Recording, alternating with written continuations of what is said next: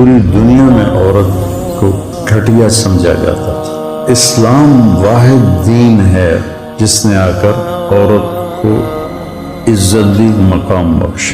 لیکن میرے اللہ نے شروع سے عورت کے لیے عزت سے اس کو وجود بخشا کہ اسے آدم کو سلا کے پیدا کیا اور پورے لباس میں پیدا کیا۔ غیرت کے نام پر تو قتل آج بھی ہو رہے ہیں۔ لڑکا زنا کرے تو کوئی بات نہیں، لڑکی سے یہ گناہ ہو جائے تو ذبح کر دیتے، شک پڑ جائے تو مار دیتے۔ بیٹیوں پر ایک بڑا ظلم ہے بر صغیر میں، انڈو پاک میں، کہ بیٹیوں کو وراثت نہیں ملتی۔ تمہارے غلط رویوں سے جب بیوی کا دل ٹوٹے گا پھر موت تک نہیں جوڑ سکو۔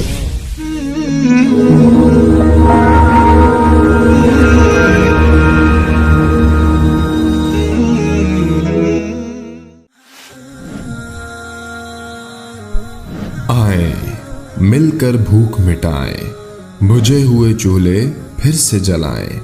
غذائی قلت کے شکار ہزاروں افراد آپ کی مدد کے منتظر ہیں۔ آگے بڑھیں اور ان کی امید بنیں۔ اپنے صدقات اور عطیات MTJ فاؤنڈیشن تک پہنچائیں۔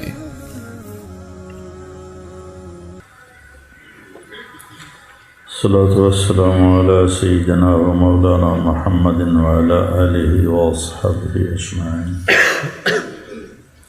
انسان کے علاوہ جتنی مخلوق ہے وہ زندگی سیکھے ہوئے ہوتے ہیں، زندگی کیسے گزاریں۔ تو عرب میں عورت کو ذلیل سمجھا جاتا تھا، اور عرب نہیں پوری دنیا میں عورت کو کمتر گھٹیا سمجھا جاتا تھا۔ عرب تو زندہ ہی دفن کر دیتے تھے اپنی بچیوں کو، یا گلا گھونٹ دیتے تھے اور پھر دفن کر دیتے تھے۔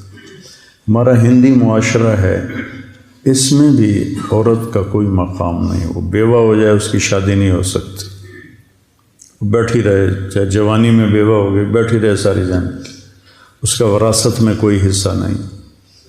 ہندو دھرم میں بچی کی وراثت، ماں باپ مر جائیں تو ان کے پاس جو جائیداد ہے اس میں بیٹی کا کوئی حصہ نہیں۔ اٹلی میں کوئی باپ مر جاتا ہے تو اس کی پوری جائیداد صرف بڑے بیٹے کو ملتی ہے، نہ کسی اور چھوٹے بیٹے کو ملتی ہے، نہ کسی بیٹی کو ملتی ہے، نہ بیوی کو ملتی ہے، صرف بڑے بیٹے کو ملتی ہے۔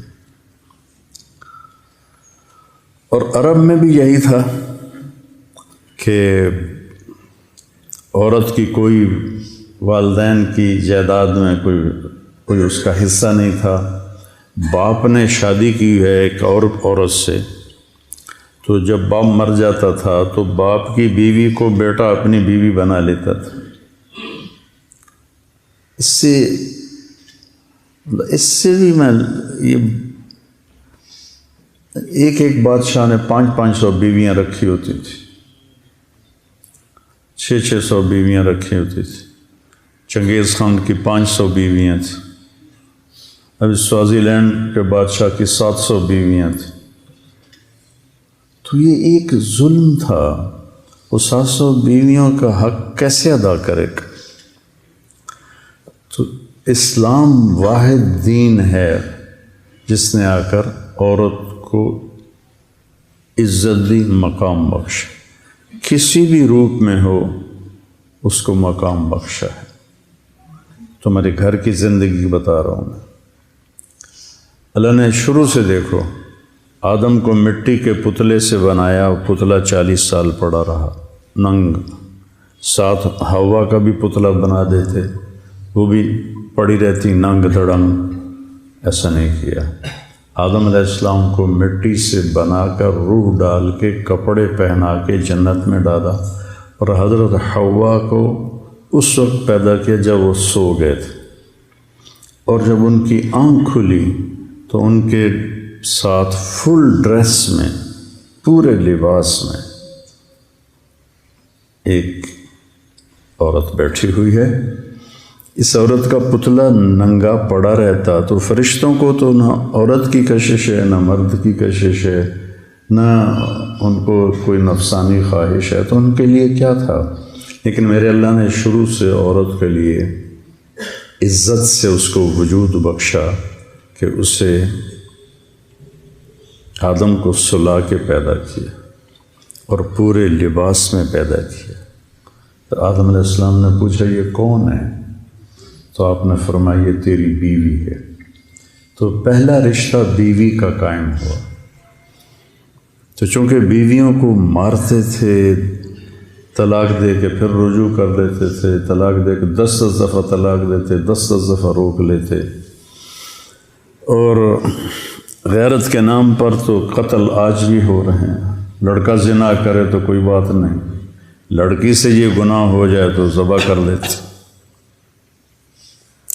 جب دریائے راوی بہتا تھا، میرا گاؤں دریائے راوی سے 3 کلومیٹر ہے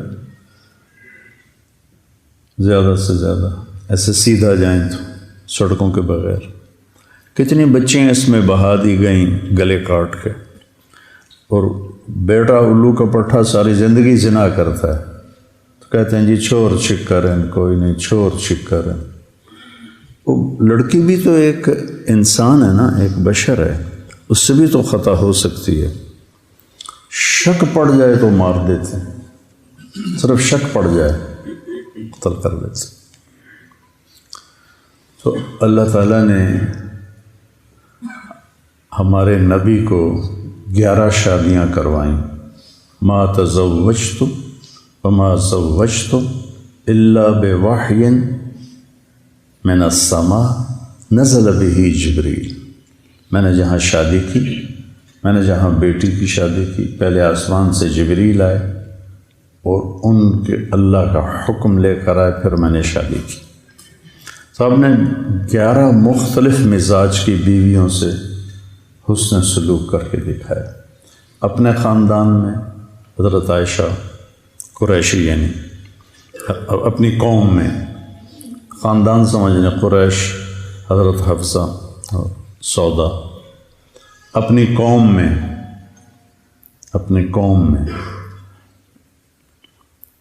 حضرت میمونہ ہلالیہ، اور اپنے رشتہ داروں میں حضرت زینب بنت جہش، عربوں سے باہر حضرت صفیہ، غیروں میں شادی کی، قوم میں شادی کی، برادری میں شادی کی، خاندان میں شادی کی۔ چھوٹی عمر سے شادی کی حضرت عائشہ، بڑی عمر سے شادی کی حضرت خدیجہ، برابر عمر میں سے شادی کی حضرت سودا۔ عمر کے لحاظ سے یہی 3 نسبتیں بنتی ہیں، چھوٹی ہو، برابر ہو، بڑی ہو۔ تو چھوٹی عمر کی حضرت عائشہ اور بڑی عمر کی حضرت خدیجہ اور برابر عمر کی حضرت سودا۔ پھر مالدار ہو حضرت خدیجہ، فقیر ہو جیسے حضرت صفیہ باندی بن کے آئیں، برابری میں ہو، مال میں برابری ہو حضرت سودا، مال میں زیادہ ہو حضرت خدیجہ۔ تو ہر قسم کے پھر مزاج میں تیزی ہو۔ بعض ازواج مطہرات کے مزاج میں بڑی تیزی تھی، اس کو بھی برداشت کی۔ تو عورت کو بیوی کی شکل میں عزت دے کے دیکھا۔ آپ جوان اب آپ نکلیں گے، شادیاں ہوں گی، ہمارا معاشرہ ہندی معاشرہ ہے، اس میں تمہارے ماں باپ تمہاری بیوی اکٹھے رہیں گے، تو بہت سی شکایات تمہاری ماں کو ہو جائیں گی، بہت سی شکایات تمہارے باپ کو ہو جائیں گی، بہت سی شکایات تمہاری بہنوں کو ہو جائیں گی، اور تم بے وقوف بن کر اپنی بیوی کو ذلیل کرنا شروع کر دو گی۔ اس لیے فقہاء نے لکھا ہے کہ اگر میں مالدار ہوں اور میری بیگم مجھ سے کہتی ہے کہ مجھے الگ گھر چاہیے، میں نے الگ رہنا ہے، تو اس کا جائز مطالبہ اس کو الگ گھر لے کے، تو میں نے ماں پیو کو نہیں چھوڑنا، میں نے ماں پیو کو نہیں چھوڑنا۔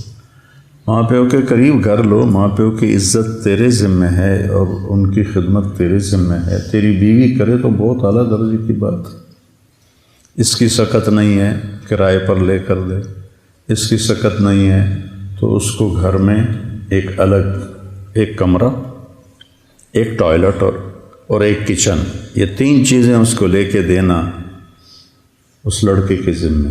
اگر اس کی بھی ہمت نہیں ہے تو پھر سارا سال روزے رکھو، تسبیح پڑھو، تبلیغ میں سال کی بجائے 3 سال لگاؤ، لیکن کسی کی بیٹی کو خراب نہ کرو. بیویوں کو اپنے ایک شخص آیا، صحابی ہے، یا رسول اللہ آپ کی ضیافت ہے. آپ نے کہا عائشہ میرے ساتھ جائے گی. کہنے لگے نہیں آپ اکیلے ہیں. آپ نے کہا میں نہیں آتا. آپ یہ جرات کر سکتے؟ اپنے دل استفت قلبک، اپنے دلوں سے پوچھو.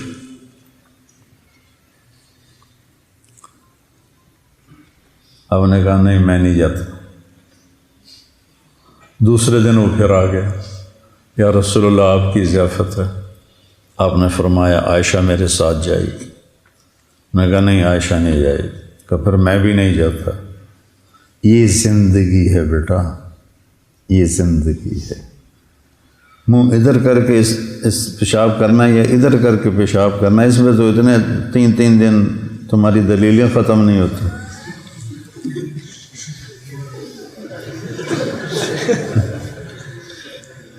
اور جہاں پہ تمہاری زندگی نے بننا ہے وہ تم نہ سنتے ہو، نہ پڑھتے ہو، نہ بولتے ہو.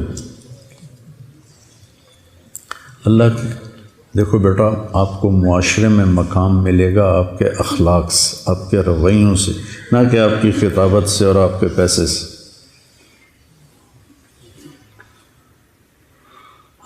تیسرے دن وہ پھر آ گیا. کہنے لگا یا رسول اللہ آپ کی ضیافت ہے. آپ نے کہا عائشہ میرے ساتھ جائے گی. میں کہا نہیں عائشہ نہیں. عائشہ میرے ساتھ جائے گی. کہا اچھا چلو عائشہ کو بھی لے آؤ. پھر آپ گئے اس کے یہاں کھانا کھانا. اب یہ بیٹیوں کا معاملہ دیکھو کہ حضرت فاطمہ رضی اللہ عنہ تشریف لاتی ہیں، آپ کھڑے ہو جاتے ہیں اور آگے بڑھتے ہیں. اس جگہ تھا آگے بڑھتے تھے اور ہاتھ یہاں سے پکڑ کے ایسے ہاتھ کو چومتے تھے. پھر پہلے بیٹی کو بٹھاتے تھے، پھر خود بیٹھتے تھے. کبھی دائیں طرف بٹھاتے تھے، کبھی بائیں طرف بٹھاتے تھے. آپ چارپائی پہ بیٹھے ہیں، آپ زمین پہ بیٹھے ہیں، آپ ایک چھوٹی سی کرسی بھی تھی آپ کے کمرے میں، آپ اس کرسی پر بیٹھے ہیں. جو ہی فاطمہ رضی اللہ عنہ تشریف لاتی آپ کھڑے ہو جاتے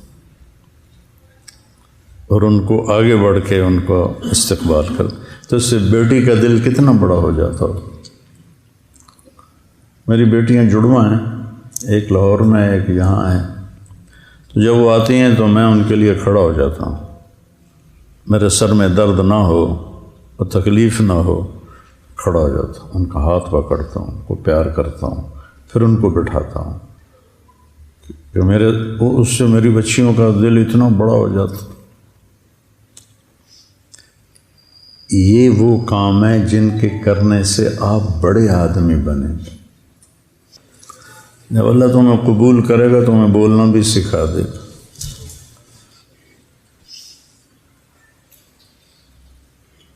یہ وہ معاملات ہیں جس پر اللہ تمہیں عزت دے گا. اللہ تمہیں کل کو گھر والا بنائے. اپنی عورت کو عزت، اپنی بیوی کو بے عزت نہ کرو.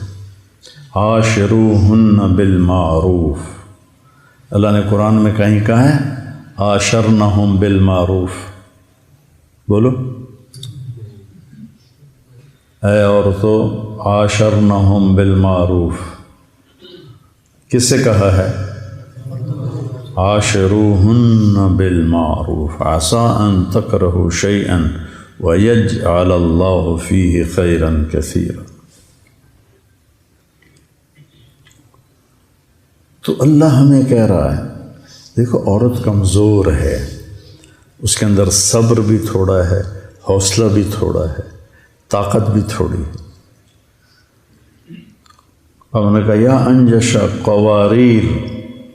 جب انہوں نے حدیب وہ گانا ہے اونٹوں کے لیے جس پر وہ مست ہو کے دوڑتے ہیں، تو جب تیز دوڑنے کا یا انجشت و قواریر، نازک عورتیں بیٹھی ہوئی ہیں. اور اس کا ایک مطلب میں لیتا ہوں اپنے ذوق سے، کہیں پڑھا نہیں، کہ یا انجشت و قواریر شیشہ جب ٹوٹ جاتا ہے تو جڑتا نہیں. تمہارے غلط رویوں سے جب بیوی کا دل ٹوٹے گا پھر موت تک نہیں جوڑ سکو.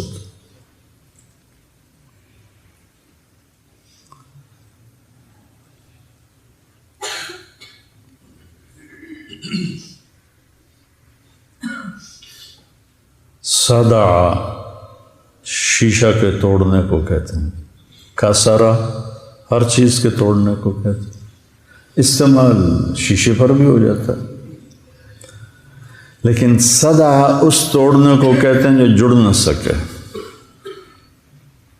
صدع فصدع بما تؤمر، ایسی ضرب لگا کہ پھر ساری زندگی کفر جمع نہ ہو سکے، اکٹھا نہ ہو سکے، جڑ نہ سکے. عبید رضی اللہ عنہ یہ آیت پڑھ رہے تھے کہ رحمت اللہ علیہ تابعی ہیں. ایک بدو گزر رہا تھا، جب اس نے یہ آیت سنی تو اونٹ سے نیچے گر گیا اور سجدے میں پڑ گیا. تو انہوں نے پوچھا کیا کر رہے ہو؟ کہا اس کلام کو سجدہ کر رہا ہوں. فاصدع بما تؤمر وأعرض عن المشرکین انا کفیناک المستہزئین. صدع شیشہ کے توڑنے کو کہتے ہیں، چونکہ شیشہ صدع اس توڑنے کو کہتے ہیں جس کے بعد وہ چیز جڑ نہ سکے. تو اللہ تعالیٰ ہمارے نبی کے درجے بلند فرمائے. آپ کی زندگی کا ہر پہلو آپ کے چچا نے آپ سے کہا تھا فصدع بامرک. فصدع انہوں نے فصدع بما تؤمر سے لیا ہوگا غالباً. فصدع بامرک لم تصبک صبابۃ ولقد صدقت وکنت قبل امینا. تو اللہ تمہیں گھر والا بنائے تو اپنی بیوی کو عزت، اللہ نے یہ مقام رکھا ہے. من آیاتہ ان خلق لکم من انفسکم ازواجا لتسکنوا الیہا وجعل بینکم مودۃ ورحمہ ان فی ذلک لآیات لقوم یتفکرون. کسی رشتے کو اللہ نے یہ نہیں کہا کہ یہ میری نشانی ہے. خاوند اور بیوی کے رشتے کو میری نشانی ہے. کسی رشتے میں محبت اور ہمدردی کو نہیں ڈالا، اس رشتے میں محبت اور ہمدردی کو ڈالا. ہمارے ایک سے بھائی شریف صاحب کشتی والے، ان کی بیوی فوت ہو گئیں تو میرے بڑے دو مہربان تھے، بزرگ تھے میرے لیے. تو کہنے کے مولانا ہم رائمنڈ سے جوڑ سے آ رہے تھے تو راستے میں ٹائر پنچر ہو گیا گاڑی کا، بس کا. تو سارے ساتھی پریشان، جلدی کرو جلدی کرو جلدی کرو جلدی ٹائر بدلو. کہ میں آرام نال بیٹھا سی، میں کہ میں کدے کول جانا، کدھا نال ہی جانا. جا کے بیوی نہیں تھی، دیواروں کے ساتھ ہی بیٹھنا ہے جا کے. مجھے جلدی کیا ہے، مجھے کوئی جلدی نہیں. یہ بہت اعلیٰ رشتہ ہے. پھر یہ بیٹی کا رشتہ آپ کے سامنے ہے. بیٹیوں پر ایک بڑا ظلم ہے بر صغیر میں، انڈو پاک میں، کہ بیٹیوں کو وراثت نہیں ملتی. معذرت کے ساتھ پٹھان بالکل نہیں دیتے. پنجابیوں میں اب پھر بھی کچھ رواج ہے کہ دیتے ہیں. ضلع خانے وال میں میرے باپ پہلے شخص تھے جنہوں نے 60 کی دہائی میں اپنی بیٹیوں کے نام زمین کروائی. تو میرے تایا لڑ پڑے اپنے بھائی سے، دھیاں نو ساڈے گل پاؤں ہیں، دھیاں نو ساڈے گل پاؤں ہیں، انہوں ساڈے کولوں ہی زمیناں منگ سن. اور تصور کیا تھا ذمہ داروں کا؟ ساڈی بھوئیں زمین کو کہتے، ساڈی بھوئیں جیوائی دے بوئے تے لگی جاوے. کیوں؟ ہماری زمین داماد کے پاس چلی جائے. کیوں؟ سندھ میں بالکل نہیں دیتے، بلوچستان میں بالکل نہیں دیتے، نہ سندھی، نہ بلوچی، نہ پٹھان، نہ پنجابی. کوئی لاکھوں میں ایک دے دے تو کیا دیا. مطلب میرے خاندان کے واقعات ہیں. نوکرانی کے انگوٹھے لگوا کے آگے پٹواری کو پیسے دے کے کہتے ہیں ساڑی بہن انگوٹھا لا دیتا ہے، زمین 9.5 کر دیتے. اگے پٹواری بھی پیسے لے کے بیٹھا تو آتا جی بالکل ٹھیک ہے رل دیں. بڑا ظلم ہے. شہروں کا بھی یہی حال ہے. جہیز کے بعد کہتے ہیں تینوں دے چھڑی ہر شے, بس بھائی نہیں دیتے, قابض ہو جاتے. یہ جو رد عمل آتا ہے جب ظلم ہوتا ہے. تو اللہ تعالیٰ آپ کے والدین کی عمر دراز کرے.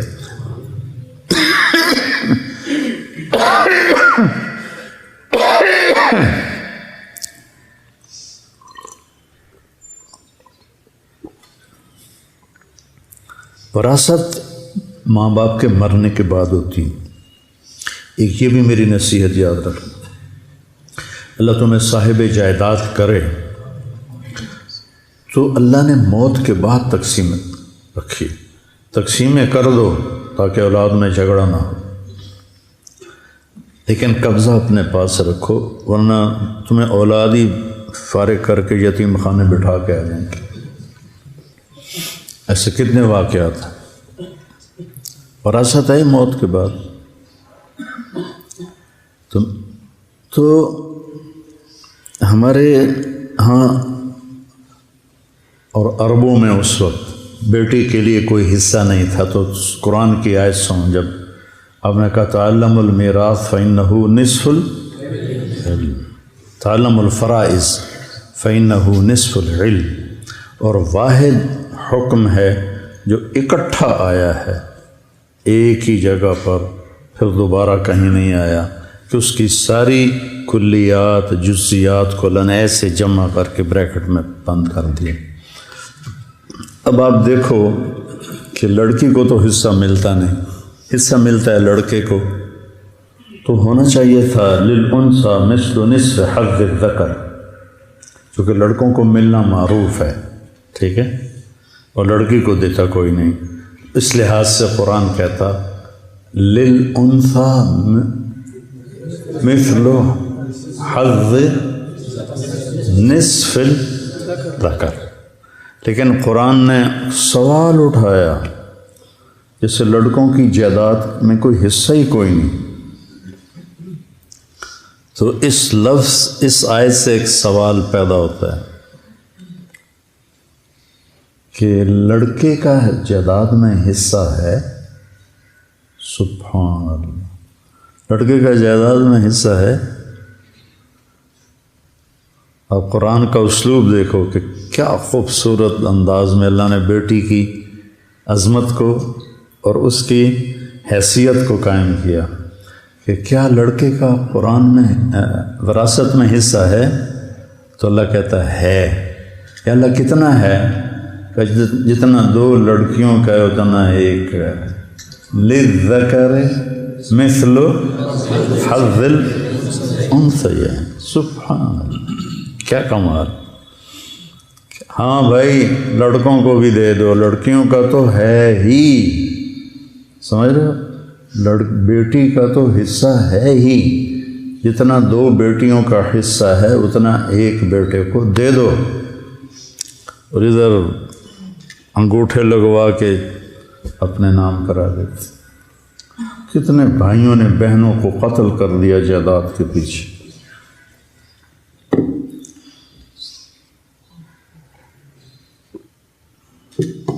پھر اللہ نے کہ نبی نے فرمایا, اللہ نے جس کو 2 بہنیں دیں یا 2 بیٹیاں دیں, اس نے ان کو عزت کے ساتھ شادی کی تو وہ جنت میں داخل ہو. کسی کی بیٹی ہوتی, میرے بھائی اور میرے والدہ اور تایا, ان کی بہن کوئی نہیں تھی. تو میری بھی 2 بہنیں تھیں اور میرے تایا کی بھی 2 بیٹیاں تھیں. تو میرے تایا نے حصہ نہیں دیا, میرے باپ نے حصہ دیا. وہ اپنے اس معاشرت سے مجبور ہو گئے.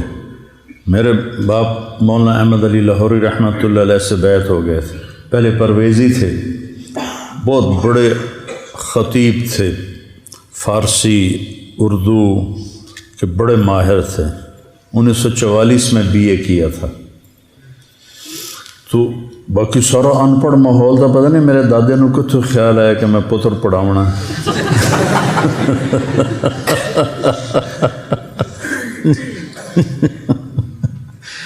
تو پھر حضرت لاہوری سے طائب ہوئے لاہوری کے ہاتھوں اور ان سے بیعت ہوئے مولانا عبید اللہ انور صاحب رحمۃ اللہ علیہ سے. تو ان کو کچھ دینی شعور پیدا ہو. آپ نے فرمایا جس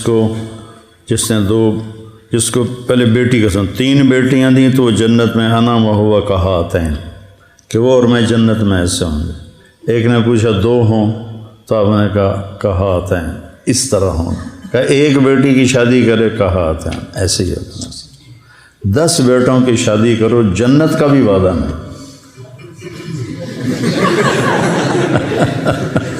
10 بیٹوں کی شادی کرو جنت کا بھی وعدہ نہیں ہے. 1 بیٹی کو عزت سے ڈولی میں بٹھا دو تو جنت کا وعدہ ہے.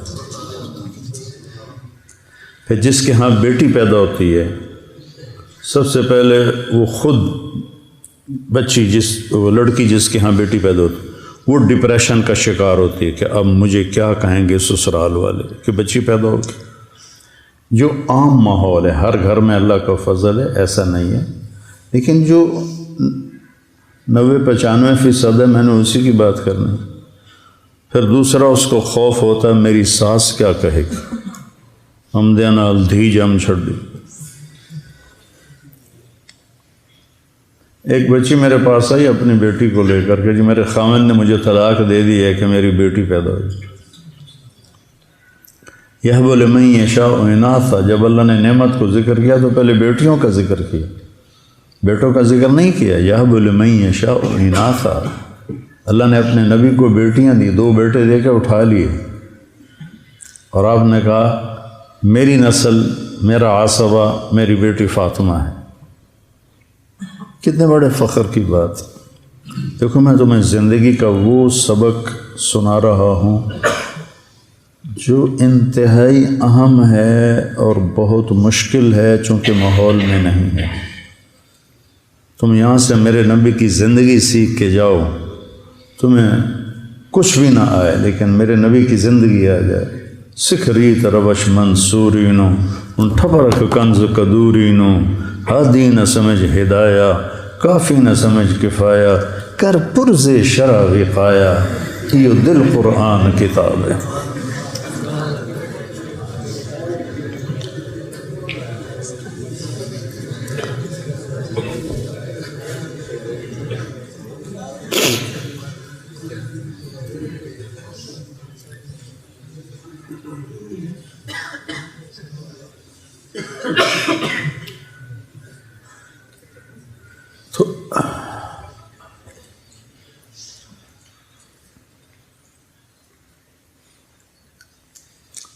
تو بہنوں کو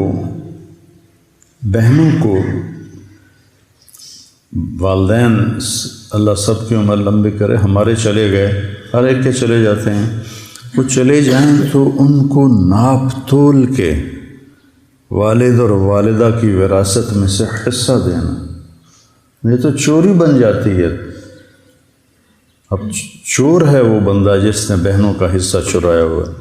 مولانا جمشید صاحب رحمۃ اللہ علیہ کے پاس شہد کی ایک بوتل لے کر گیا.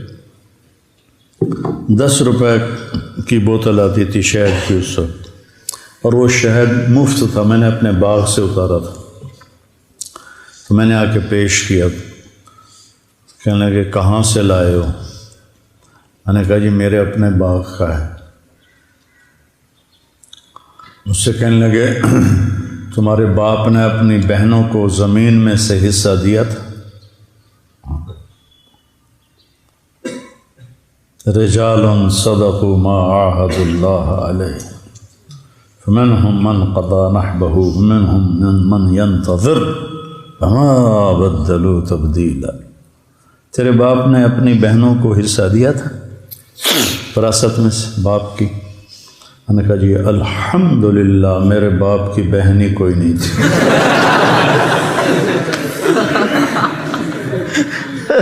دو بھائی تھے صرف، بہن ہوتی تو شاید نہ ہی دیتے. کتنے دے ہونا ہے اس لیے پتہ ہی کوئی نہیں کسی نے. کہنے گیا اچھا داڑھی ایسے پکڑا, اچھا تو تیرے دادا نے اپنی بہنوں کو حصہ دیا تھا؟ میں نے کہا جی میں اس وقت پیدا ہی نہیں ہوا تھا.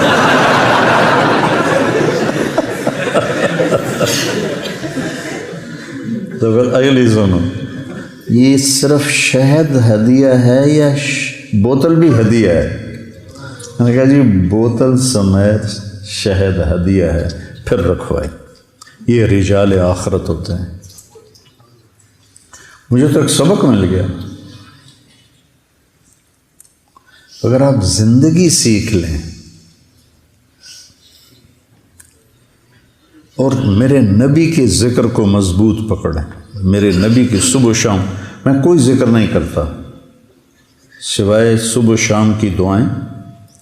وہ میں نے یاد کی تھیں 74 سے لے کر آج تک پڑھ رہا ہوں.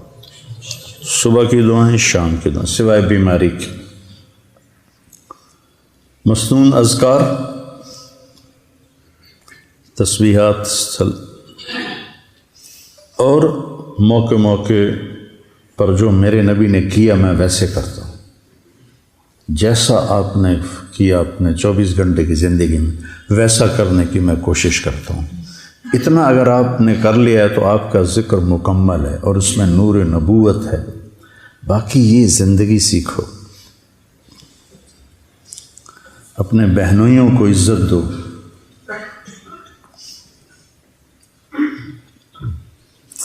تمہاری بہن سے تمہارے ماں باپ کی نسل کا اس میں حصہ ہے.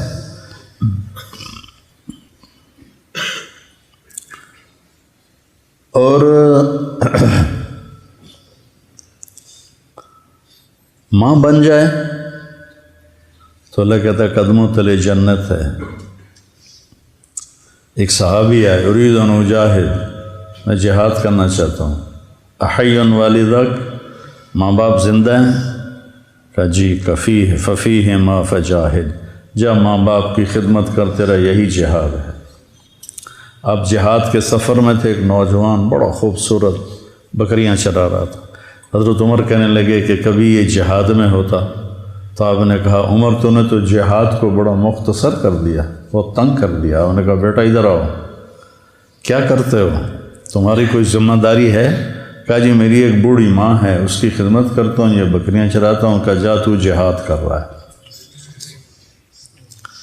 حضرت ابو ہریرہ نے مسجد میں جہاد کی تیاری کے لیے جماعت بن رہی تھی, وہ گھر آئے اور ہتھیار اٹھائے. ماں نے کہا کدھر جا رہے ہو؟ کہا میں جہاد پہ جا رہا ہوں. کہ میں اکیلی ہوں, میرا کوئی بھی نہیں, تو جہاد پہ جا رہا ہے؟ کہا نہیں میں نے بڑی ترغیب سنی, میں جا رہا ہوں. تو ماں نے کہا تجھے میرے دودھ کا واسطہ, یہ ماؤں کا ایک ہتھیار ہوتا ہے نا, تجھے میرے دودھ کا واسطہ نہ جا. کہ نہیں میں نے جانا ہے. تو ان کے پہنچنے سے پہلے انہوں نے پیغام بھجوا دیا اللہ کے نبی کو. جب ابو ہریرہ ہتھیار سجا کر آئے تو آپ نے ان کو دیکھ کر یوں منہ پھیر لی. اور یہ آپ کی پکی نشانی تھی کہ جب آپ کسی پہ ناراض ہوتے تھے تو اس کو دیکھ کر یوں منہ پھیر لیتے. ہماری ناراضگی ہوتی ہے بھی اگلے دے ایک واری تک کھل لا دیو.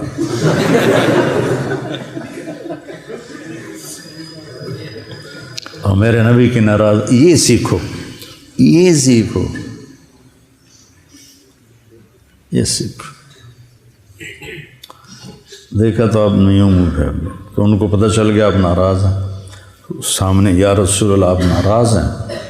اس وقت آپ غصے میں بولے تیری ماں نے تجھے دودھ کا واسطہ دیا, تو پھر اسے چھوڑ کے آ گئے. واپس چلا جا, مجھے تیرے جہاد کی کوئی ضرورت نہیں.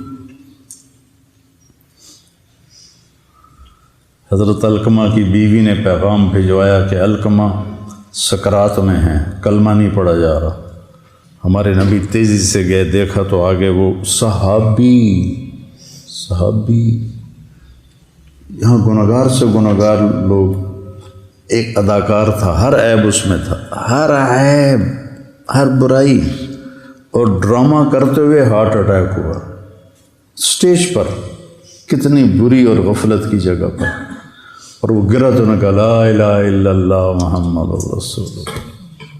اور اس کو اٹھا کے پیچھے لے گئے اور وہ کلمے کو اعلان کر رہا تھا اور پڑھتے پڑھتے انتقال ہو گیا۔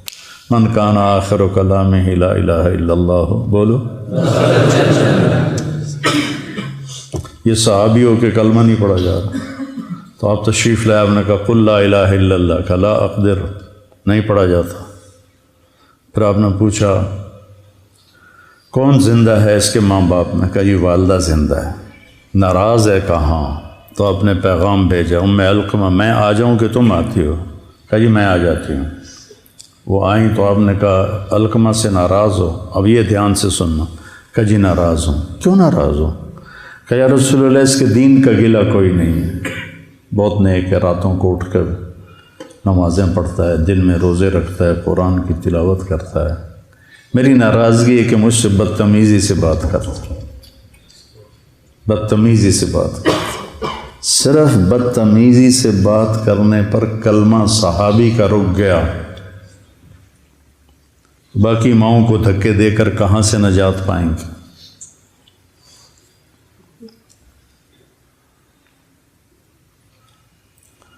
آپ نے کہا معاف کرتی ہو؟ کہا نہیں میرا دل نہیں کرتا۔ آپ نے کہا میں بلال سے کہوں لکڑیاں اکٹھی کر کے اس کو آگ لگا دے، پھر سفارش کرو گی؟ کہاں جی پھر تو میں کروں گی، اگر تو نے معاف نہ کیا تو یہ اللہ کی آگ میں جلے گا۔ پھر کہا جی پھر میں معاف کرتی ہوں۔ آپ نے کہا قل لا الہ الا اللہ، ان کی زبان سے لا الہ الا اللہ نکلا اور جان نکل گئی۔ پھر آپ نے ان کا جنازہ پڑھایا، ان کے دفن میں شریک ہو کر آپ نے اعلان کیا کہ جس نے ماں باپ کو ستایا، من عق والدیہ فعلیہ لعنۃ اللہ والملائکۃ والناس اجمعین لا تقبل صلاتہ ولا صیامہ ولا صدقتہ۔ پھر آپ نے قبر پہ کھڑے ہو کر کہا جس نے ماں باپ کی پر زیادتی کی تو ان پر اللہ کی لعنت، فرشتوں کی لعنت، انسانوں زمین آسمان کی لعنت، اور نہ اس کی نماز قبول ہے، نہ روزہ قبول ہے، نہ صدقہ قبول ہے، اور کہیں حج بھی آتا۔ تو اللہ نے ماں کو کیا مقام بخشا۔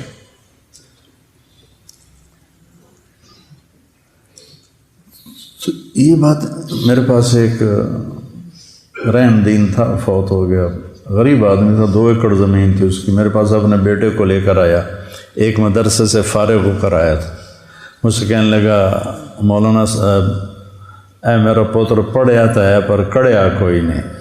ہاں پنجابی کی فصیح مثال ہے، اے میرا پوتر پڑھیا تو ہے پر کڑیا کوئی نہیں، پڑھ تو گیا ہے سیکھا کچھ نہیں۔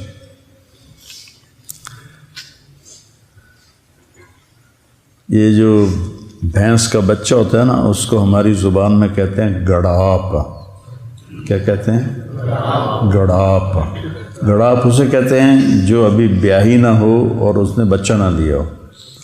تو ایک وہ جنگل کا بچہ دیہاتی اسکول میں داخل ہوا، تو اس الف انار بے بکری پہ پنکھا یہ ہوتا تھا، تو بے بھینس تھا، بے بھینس۔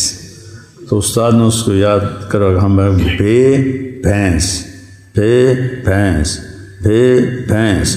اس نے اس کو کوئی 8-10 دفعہ دہروایا، بے بھینس کا جا یاد کر کے لیا۔ وہ جا کے بیٹھ کے اس کو دہرا میں واپس، ہاں بھائی بے آندہ جی گڑاپ۔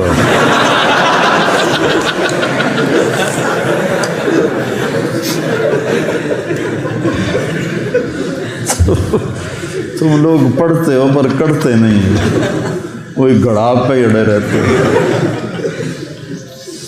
تو اپنی ماؤں کو عزت دو۔ جب آپ گھروں میں جاؤ اپنی ماں کے کپڑے دھوو، اپنے باپ کے کپڑے دھوو، گھر میں جھاڑو دو، ان کے کپڑے صاف کرو، ان کے لیے کھانا بناؤ، چائے بناؤ، ان کے اندر سے دعائیں۔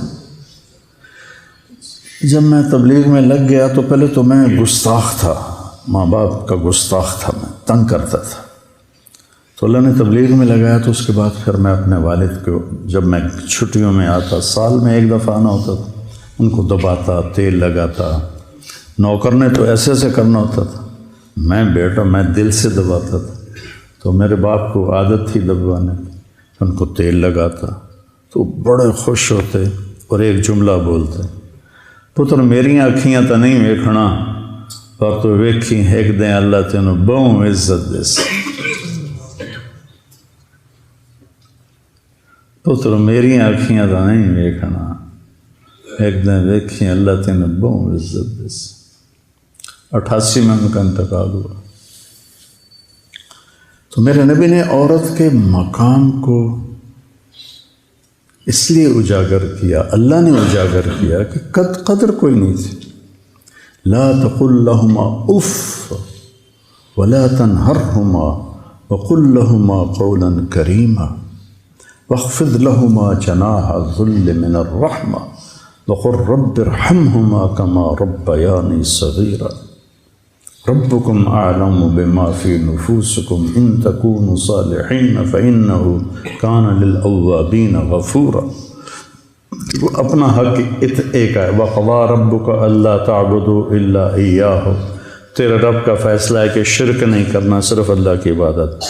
وبالوالدین احسانا اما يبلغن عندك الكبر احدهما او كلاهما فلا تقل لهما اف ولا تنهرهما وقل لهما قولا كريما واخفض لهما جناح الذل من الرحمة وقل رب ارحمهما كما ربياني صغيرا ربكم اعلم بما في نفوسكم ان تكونوا صالحين فانه كان للاوابين غفورا۔ یہ اتنا لمبا کلام، اپنے لیے ایک جملہ، ماں باپ کے لیے اتنے لمبے، اور خاص طور پر ماں کے لیے۔ من ابر یا رسول اللہ، کس کی خدمت کروں؟ کہا امک، ماں کی۔ کہا جی پھر؟ کہا ماں کی۔ کہا جی پھر؟ کہا ماں کی۔ کہا جی پھر؟ کہا باپ کی۔ ایک شخص ہے عبداللہ بن عباس کے پاس، یہ بہت بڑا گناہ ہو گیا ہے، میری معافی ہو سکتی؟ آپ نے کہا تیری ماں زندہ ہے؟ کہا جی فوت ہو گئی۔ کہا جی اپنی خالہ کی خدمت کر، معاف ہو جائے گا۔ خالہ کی خدمت کر، معاف ہو جائے گا۔ تو بچوں، آج میں نے زندگی کا ایک باب آپ کے سامنے پیش کیا ہے، زندگی کا، اور اللہ نے مجھے توفیق دی، جب سے سن 2000 سے اللہ نے مجھے اس شکل کے بنانے کی توفیق دی، میں اس میں نبی کی زندگی کا رنگ بھرتا رہا ہوں اور بھرتا رہوں گا حتیٰ القی اللہ، یہاں تک کہ میری اللہ سے ملاقات ہو جائے۔ باقی فقہ اور مقابلے، مجادلے، مناظرے، یہ اس سے نہ میری جنت کا تعلق ہے نہ میری جہنم کا تعلق ہے۔ جس راستے پہ چل رہے ہیں اہل حق ہے، آرام سے چلو، دوسرے جو چل رہے ہیں وہ بھی صحیح ہیں، ان کو چلنے دو، خود بھی چلو۔ ہمارا مثال یہ بن گئی، نہ کھیڑنا ہے نہ کھیڑن دیونا، تو خود بھی کھیلو، اوروں کو بھی کھیلنے دو۔